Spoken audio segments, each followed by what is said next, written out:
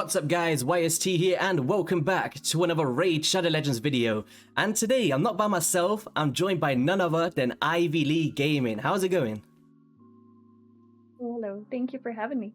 So me and Ivy is actually a bit of a weird one because I remember back in the day, we was on a podcast for the Saffron Man and we had I had about 500 subs, you had about 1,000.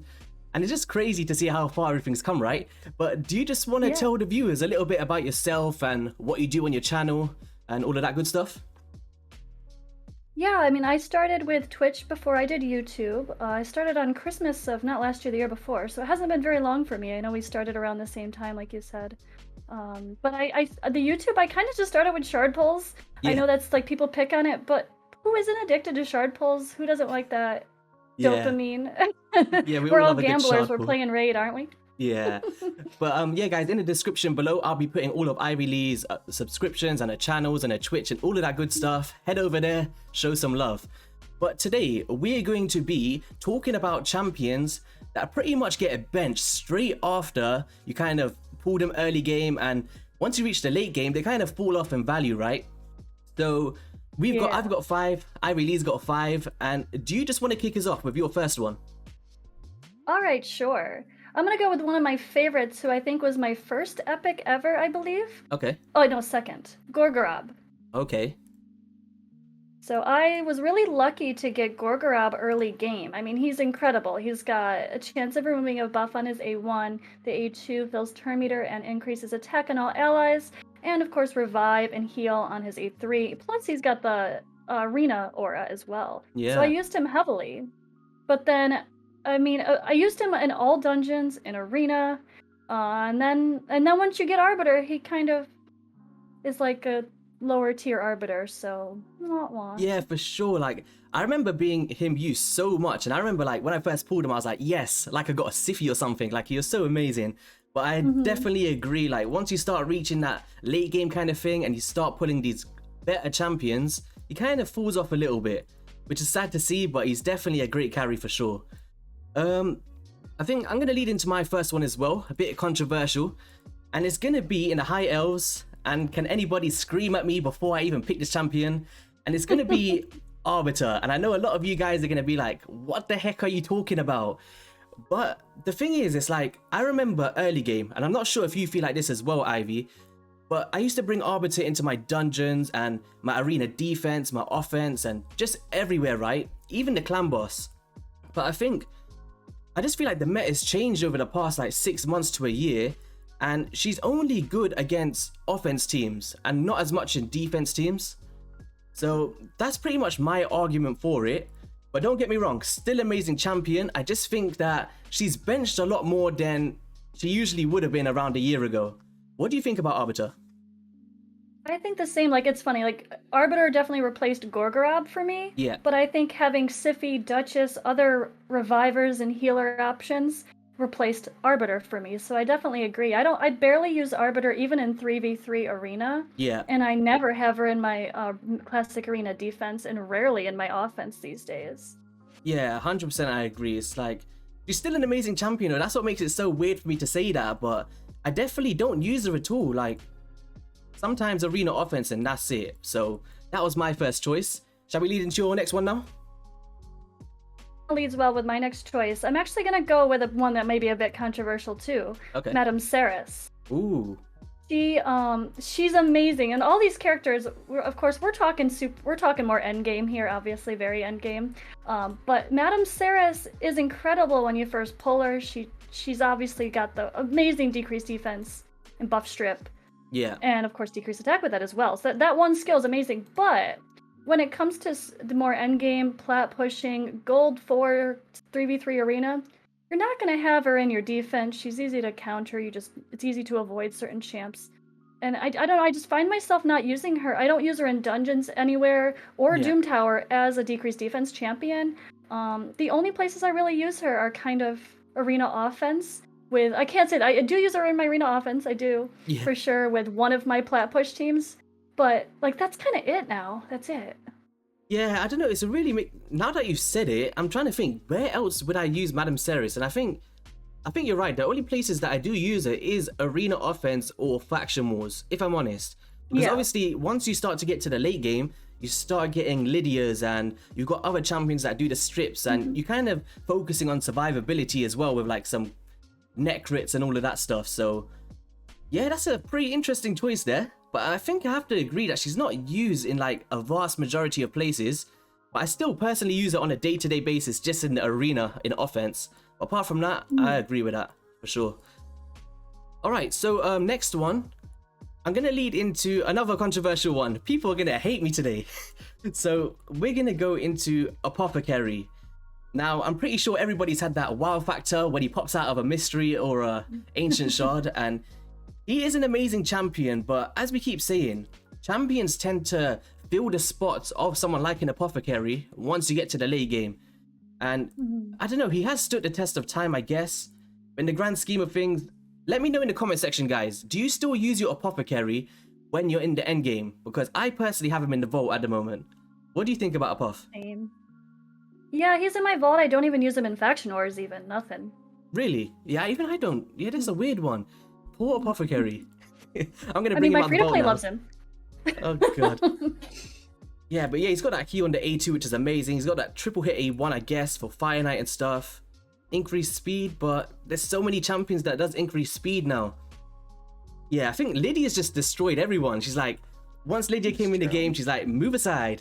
We don't want you here anymore. So, all right, next champion for you. Who we got? I think I'm actually gonna go one that's again definitely worth getting, but again mid game once you get to end game falls off. Rosin. Okay. It's a little bit controversial. Everyone loves Rosin. I love Rosin. You can use him in so many parts of the game, especially early mid, and then I think just end game. There's just so many clan boss comps where he's not really needed for anymore, or there's a better options. You're not really gonna use him in arena. Like I use him in faction wars, and I think that's it now. Just faction wars. Yeah, see, Rosin was actually one of my favorite champions back in the day, like full clan boss, because there wasn't a vast majority of decreased defense and weakened champions apart from Dracomorph back then. And he's still got like a really amazing kit, but as you said, like so many champions came in and just filled up the spot. I think for arena, I was just looking at this, he's got a resist aura by 90. That's pretty insane, right? It is good, actually, yeah. That's pretty Is anyone higher than that? Yeah, Lydia's got 100. Lydia, yeah, I think that's the only one. Is that more than Siphi? I'm actually intrigued. How much is Siphi? Siphi's 80, I believe. Wow, she's 80. Oh, that's something new for me to learn, but wow, okay.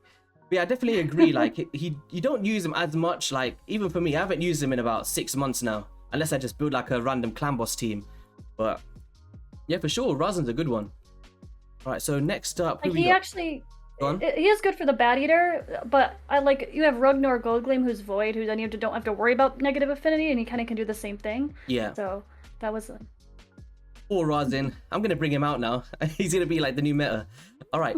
Next up is gonna be one of my favorite champions in the game, and he holds a dear to my heart. Where is he? High Elves, Epics, and it's gonna be Tyrel. Now I've put him on underrated lists in the past, and I still hold to that, but.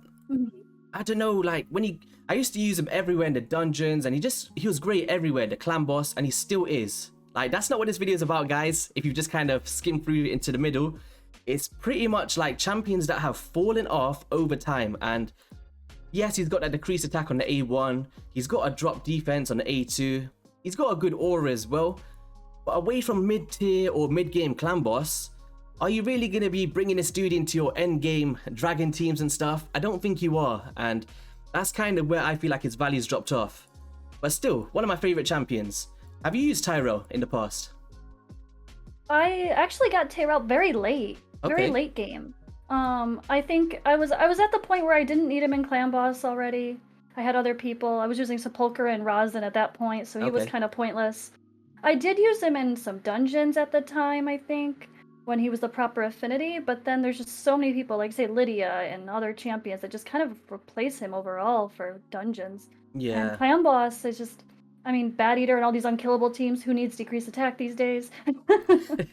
And yeah, I only use him in faction wars now, that's it. I do use him, but only faction wars. Yeah, but don't get me wrong, guys, like, this is probably one of my favorite champions in the game. Like, he looks so cool, man. Yeah, he is awesome. Yeah, great rounded champ. All right, do you want to give us your next one? All right. Oh yeah, for me, same faction. We're Okay. actually gonna go to Virgas. Okay. Virgas. There. So I loved him when I got him. I remember watching. I think it was like Lel plays. Oh yeah. Was that what he went by? Yeah. He hasn't done content in a long time. I saw him do some runs with Virgas, and then I remember Deadwood Jedi was pretty high in him too, and I was like, all right, I see how he could have some value in Clan Boss. I actually pulled him out and started trying to use him in dungeons. It didn't really work. And then I did use him for Scarab King when Doom Tower first dropped to do the solo Virgas build, which does still work fine, but Urust just does it better. Urust is faster, easier to build, and I don't even use Virgas in Faction Wars. He's completely benched for me now. Yeah, 100%. Uros is just, he's like, I feel like I'm cheating whenever I bring him into the Scarab. It's like, you just put him there, and with no books or anything, and he just does the job. But yeah, this is a great champion for sure, man. Like, he's got the ally protection, he's got increased defense, granted it's on himself, increased speed all in the same kit. But yeah, I think apart from Scarab, I don't tend to see this guy used pretty much anywhere apart from Scarab. So yeah, that was a good pick there. Okay, next up, Ogre Tribes. The only counterattack epic in the game, and it's Skullcrusher. Now, when you tend to get to the end game, 9 times out of 10, you're using like a crazy 2-to-1 team with like a Valkyrie, or you're using unkillable teams or Under Priests and Lydia teams. And he just, apart from the clan boss, I don't tend to see him in many places anymore. Like, I remember even in the arena back then, like, a Skullcrusher was really annoying because there wasn't a lot of strip champions in the game. I used to put that kind of passive on himself with the unkillables, and he still is an amazing champion. What do you think about Skullcrusher at the moment? Protecting clan boss is great. Yeah. But yeah, like you're not gonna need that if you're doing all these unkillable comps, like you said. I love Skullcrusher as well. I got him very early. I think he was like my 3rd or 4th epic. I was so lucky with him. Yeah. And I used him heavily in clan boss until I got Valkyrie, and then haven't touched him since. Yeah, I think that's the issue. Like, for someone like me who doesn't have a Valkyrie or doesn't have a Martyr, like, having a Skullcrusher is still amazing. Yeah. But yeah, I just feel like once you pull one of those champions or you start making these crazy teams, he kind of drops off. Not to say he's not an amazing champion, because that ally protection and that counterattack is huge. To have that in one ability, it's amazing for sure. So definitely use him if you got him, but just as an endgame player, I just don't tend to see as many Skullcrushers around at the moment. So I think he's been benched quite a lot. Alright, so did you have one more on your list, or? Yeah, I'm actually gonna go with Miscreated Monster, or Frank as we call him. Okay. He's insane, such a fun champion, so good for early mid-game dungeon progression. But I think he kind of stops at that. Like, once you get to those endgame dungeons, you're not using him anymore. Yeah. I think at best he is extremely helpful in Faction Wars 21 included, but besides Faction Wars, I've no longer used him in really anything, sadly. Yeah, I remember this guy was probably the epic that took me the longest to pull. And when he popped out once, he didn't stop popping out. And I now I've got like 15 of this dude. But exactly.